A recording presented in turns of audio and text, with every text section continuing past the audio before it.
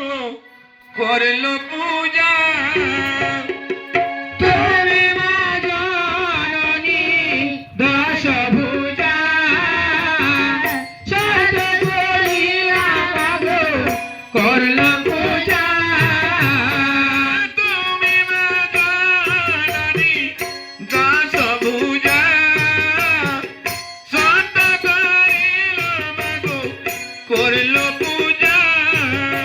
ও তুমি মা জননী দশভুজা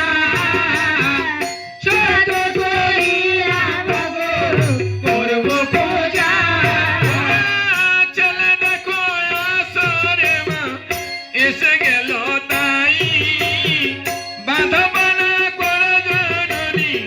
দেরি করো নাই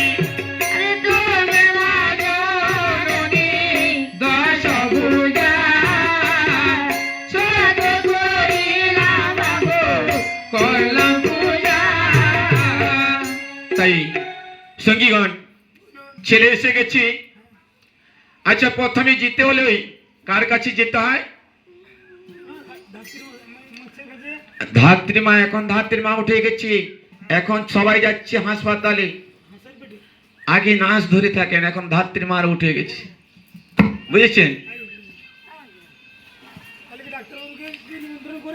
না তাই ওই ছেলে যখন জন্ম হয়েছে এখন বাধ্য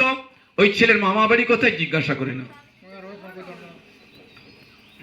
মামা বাড়ি চলে যাবে